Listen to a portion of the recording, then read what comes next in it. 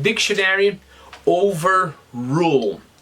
Well, another term from the legal context.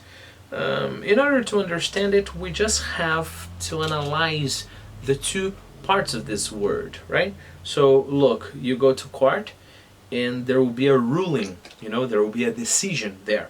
So they will decide that you should pay 100,000 reals for having offending the pregnant woman, okay?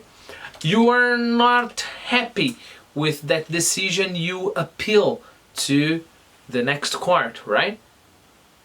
And let's imagine the next court, the superior court there, overrules the decision of the previous one. So it puts a rule over the other. So nullify, right? Cancels that first decision there. The example I have here: having your objection overruled by a judge can be as valuable as having it sustained. So I'm not talking about appealing now, I'm talking about, the trial.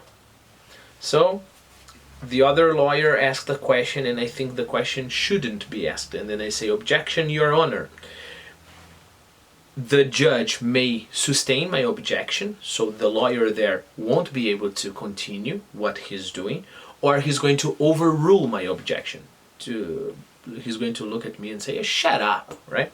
Of course, probably not exactly like that, okay? But he will overrule my objection, okay?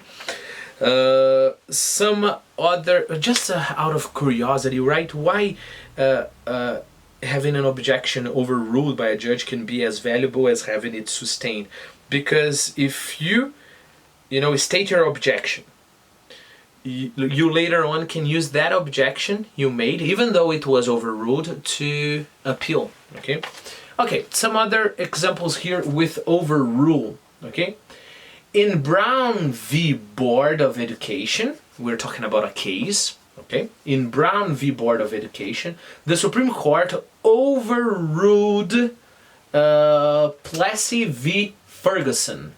So probably Plessy v. Ferguson had one decision here. When the Supreme Court decided another case, it went against that decision, overruled that decision. One more. The defense attorney's objection was overruled by the judge, exactly the example I gave you just now. Overrule a decision about hiring a job candidate.